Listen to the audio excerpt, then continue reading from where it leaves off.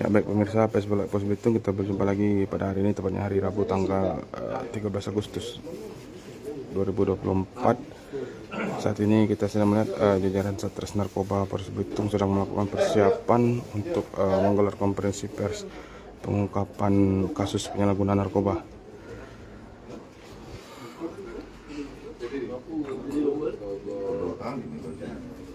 Berdasarkan informasi yang kami terima tadi sebelumnya, bahwa salah satu dari tersangka yang diamankan itu merupakan salah satu bandar narkoba yang selama ini memang diincar oleh jajaran Satres Narkoba Polres Bitung.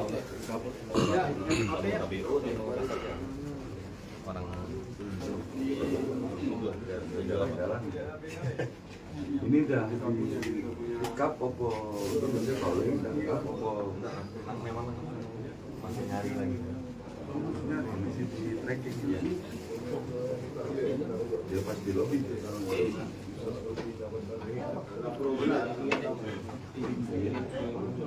Ada lah.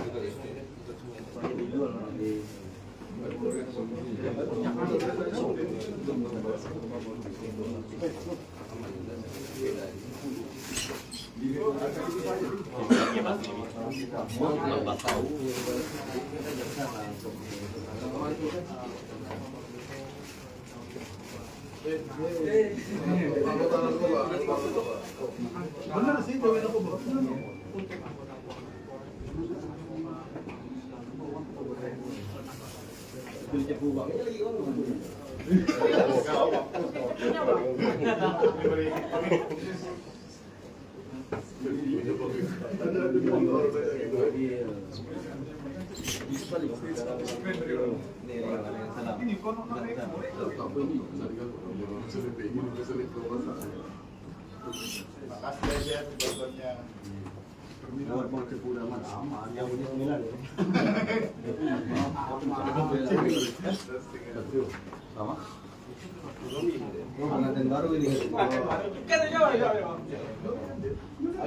Kursinya biar satu lagi lah. Kayak gini biar Tommy kau betul lah. Ambil satu lagi kursinya, 4 aja.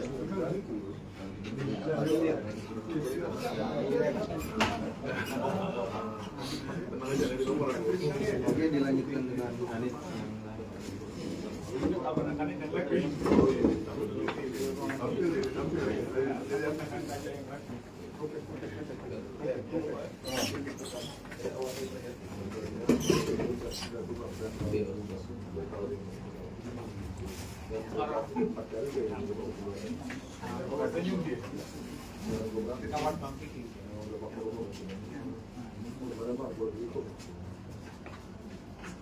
Senang sekali dapat mengecil kalau bandar ini bandar kebetulan ini bandarnya.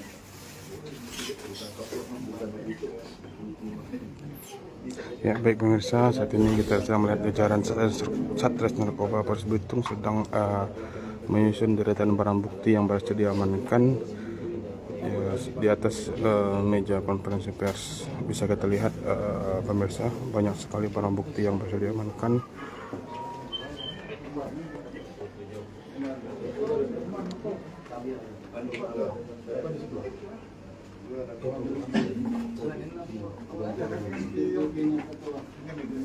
Bentar mana bentar? Ini saya satu ambil aja.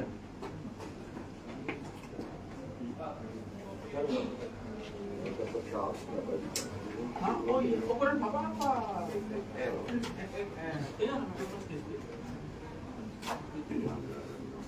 Masih.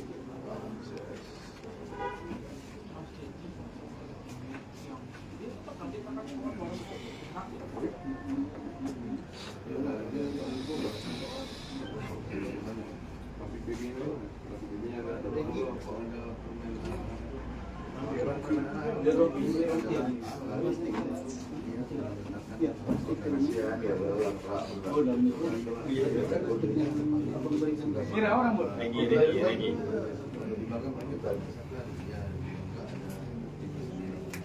Burung ponik. Yang lain lalu di atas penanaman di sini. Oke, jadi kita tadi Pas jalan mampir dia kapok.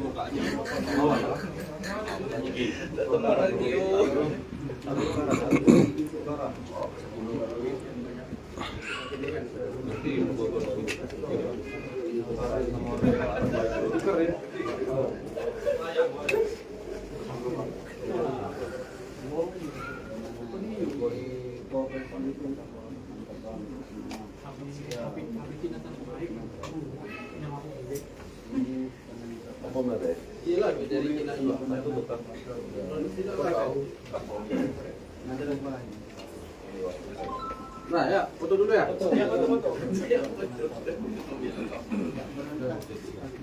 Foto lah.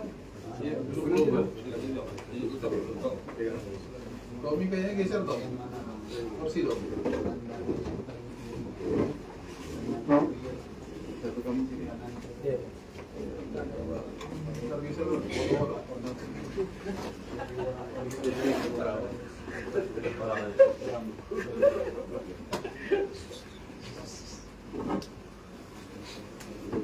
Bisa kelihatan ya? Bisa. Kalau mau sampai dari masjid sana nggak boleh.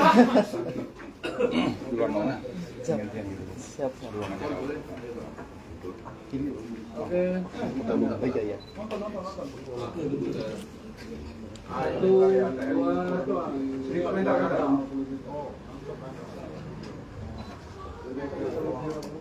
oke. Bintang. Baik kok, Tar. Satu, dua, Gibran, izin 1, 2, Gibran, izin 1, 2. Dah.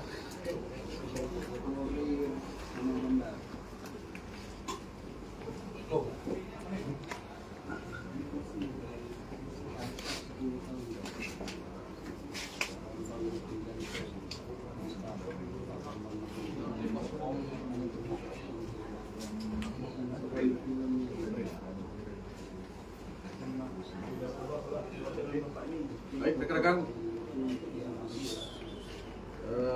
selamat pagi, assalamualaikum warahmatullahi wabarakatuh. Waalaikumsalam. Pagi ini kami dari Satuan Narkoba Polres Belitung akan melaksanakan konferensi pers ya, terkait pengungkapan penyalahgunaan narkotika.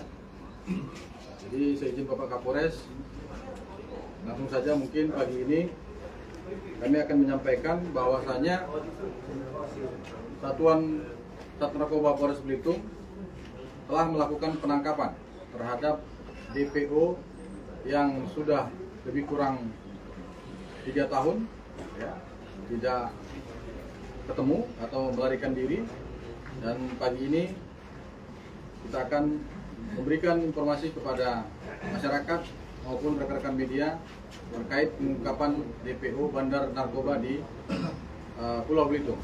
Ya. Jadi tersangka DPO Polres Belitung terkait kasus narkoba yaitu berinisial S atau alias Mantul, ya, yang beralamat di Tanjung Pandan, ya, Gang 60. Untuk tersangka ini, DPO ini kita tangkap di salah satu apartemen di Cimahi, ya, di Cimahi Bandung. kita tangkap pada tanggal 8 Agustus, yaitu hari Kamis, tepatnya sekira pukul 20.00 WIB. Ya. Jadi pada saat si tersangka ini, mantul ini kembali ke apartemennya, kita sudah melakukan mapping di sana. Begitu dia turun dari Grab, kita langsung melakukan penangkapan terhadap tersangka ini. Lalu begitu kita amankan, kita langsung memboyong tersangka ini ke kediamannya di apartemennya. Ya. Nah, di apartemen tersebut kita dapatkan barang bukti berupa sabu. Ya, ini dia berupa sabu yang digunakan si tersangka untuk mengkonsumsi, ya, untuk konsumsi pribadi. Karena menurut keterangan tersangka ini, dia pastinya setiap hari wajib memakai itu, karena dia sudah mengalami banyak sakit penyakit.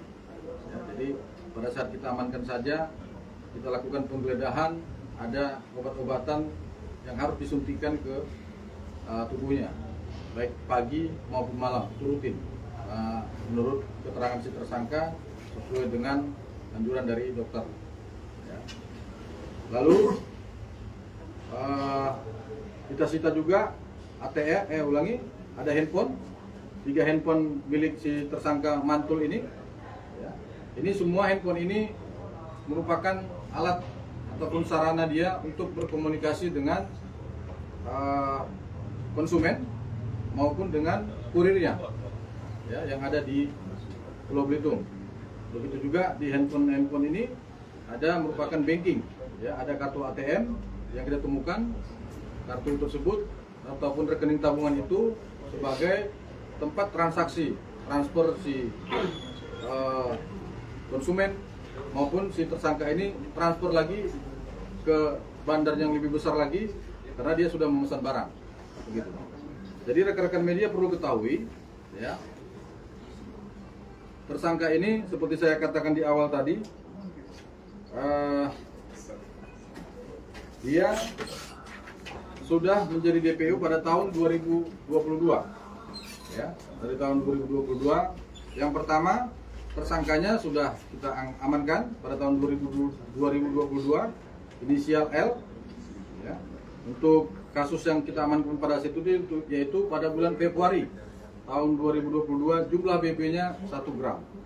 Kemudian kurir mantul ini yang kita amankan di tahun yang sama, tahun 2022, yaitu inisial P.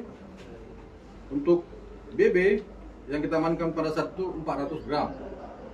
Lalu kurir yang ketiga pada tahun 2022, tahun yang sama kita amankan Ahmad Zainuddin, ya, Ahmad Zainuddin, untuk BB-nya 150 gram. Lalu pada tahun 2023, ya, lagi-lagi kaki tangan ataupun kurir DPO kita ini inisial L, ya, untuk jumlah BB-nya 300 gram.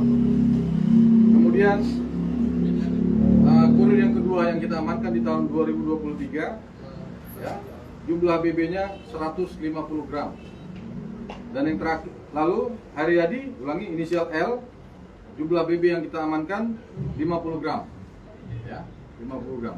Itu rekan-rekan yang menjadi dasar kita menjadikan si tersangka ini, saudara mantul ini, menjadi DPO, ya. Jadi untuk total barang ataupun sabu yang sudah diedarkan oleh tersangka DPO kita ini lebih kurang 2 kilogram, ya, sabu. Nah, lalu pada saat kita amankan si tersangka di salah satu apartemen di Cimahi, ya, yang ada di Bandung, kita tangkap hari Kamis, kemudian kita lakukan pengembangan di sana dan hasilnya nihil. Kemudian kita kembali hari Minggu, ya, hari Minggu ke Pulau Belitung. Dari hasil interogasi kita kepada si tersangka ini, ternyata kakinya saat itu masih bermain, ya, kurir-kurir dia masih bermain di Pulau Belitung. Sehingga begitu kami nyampe, Satuan Satres Narkoba begitu nyampe dari bandara, dari Jakarta di Bandara Belitung, kita langsung menuju kurirnya, yaitu saudara inisial N alias Tekon, ya. Ini dia orangnya, inisial N alias Tekon. Ya. Jadi pada saat kita amankan si Tekon ini, jumlah BB yang ada seperti rekan-rekan lihat ini semua, ya, ini merupakan semua BB oleh Tekon. Kemudian ini ada duit sebesar 12.500.000. Ini merupakan hasil kerja Tekon yang diperintahkan oleh saudara Mantul. Karena dia kakinya mantul, sehingga ini merupakan gaji-gajinya selama, menurut keterangan tersangka, lebih kurang sudah 5 bulan, ya, dan sudah 4 kali sabu yang dikirim oleh saudara Mantul diambil oleh saudara Tekon. Ya, ini jadi rekan-rekan. Kemudian untuk sabu BB yang ada di saudara Tekon pada saat kita amankan di rumahnya seberat 238,8 gram, ya, hampir 3 on, ya, hampir 3 on. Nah, itu pengiriman BB yang terakhir pada saat kita lakukan penggerebekan. Menurut keterangan si Tekon ini, ya, dia mengenal saudara Mantul di bulan April, ya, bertemu di lapas pada saat itu. Akan tetapi kasus yang dialami oleh saudara Tekon ini hanya sebatas kasus perkelahian ataupun penganiayaan, bukan kasus narkotika, ya, bukan kasus narkotika. Nah, menurut saudara Tekon, dia diberikan upah oleh saudara Mantul sebesar 5 juta per 1 on, ya, per 1 on atau per sekali pengiriman. Kami lanjutkan rekan-rekan, ya. Selain dari BB sabu ini, ya, kita juga ada mengamankan bom. Kemudian HP milik si Tekon, ini merupakan alat sarana dia untuk berkomunikasi dengan Mantul, ya. Kemudian ada kita amankan juga obat-obat keras, ya, yang diduga tramadol TM, ya. Ini obat keras ini kita amankan di rumah saudara Tekon. Ini juga merupakan barang milik saudara Mantul, ya. Selain sabu, Mantul juga memerintahkan Tekon ini untuk mengedarkan obat-obatan ini, ya, yang diduga TM, ya, diduga TM. Kemudian si Tekon yang menjadi kaki tangan saudara Mantul merasa kewalahan, ya, sehingga dia merekrut saudari Andri, ya, ini temannya, saudara Andri ini temannya. Nah, jadi perannya Andri ini adalah dia yang menjadi pengedar ataupun mencari konsumen untuk konsumen pembeli obat-obatan keras ini, obat keras. Ya. Itu rekan-rekan. Untuk obat-obatan ini baru pertama sekali, ya, baru pertama kali pengiriman, kita langsung lakukan penggerebekan bersamaan dengan sabu maupun duit dan BB lainnya, ya. Jadi untuk sabu-sabu ini semua pada saat pengiriman dari Bangka, yang dikirim dari Bangka, menurut saudara Tekon dikemas dalam pengiriman oli yang ada di bawah rekan-rekan ini, ada kardusnya, ada oli. Jadi itu tujuannya untuk mengelabui aparat ataupun petugas, ya, sehingga tidak terlihat. Lalu kami lanjutkan rekan-rekan untuk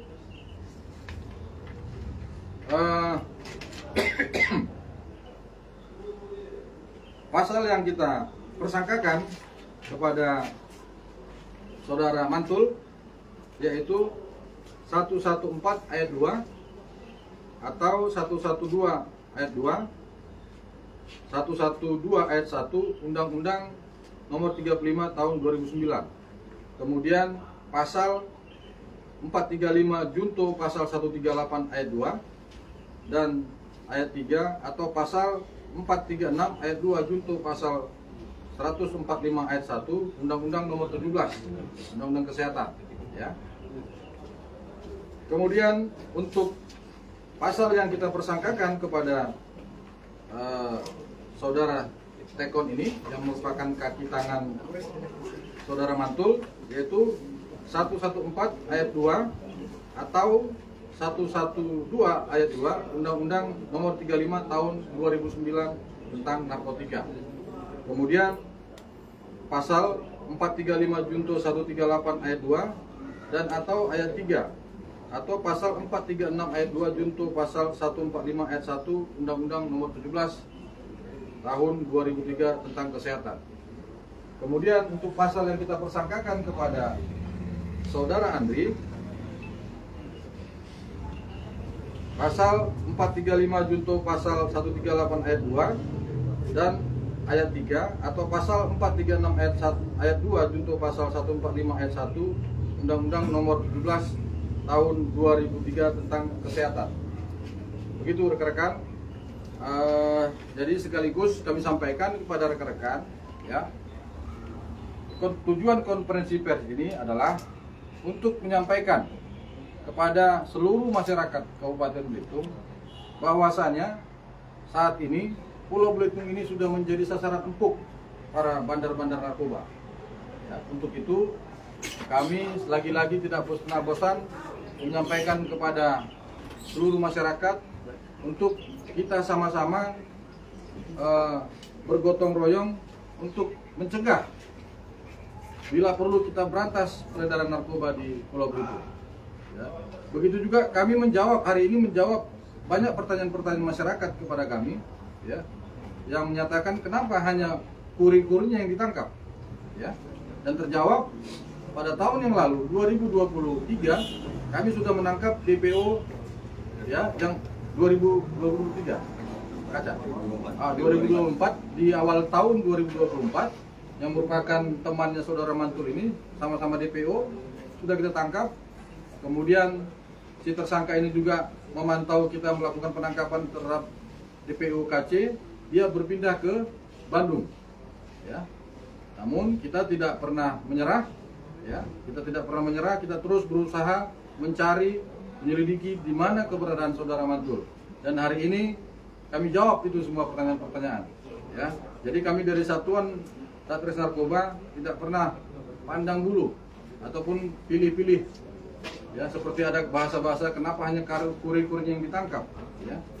Hari ini kami jawab, kalau memang bisa kami tangkap, kenapa tidak, ya, walaupun itu di luar daerah, ya, walaupun itu di luar daerah. Mereka ini sudah menjadi DPO 2 tahun, kurang lebih sudah 2 tahun melarikan diri. Saya rasa demikian rekan-rekan, ini dia, mungkin itu yang bisa kami sampaikan. Kami persilakan apabila ada pertanyaan.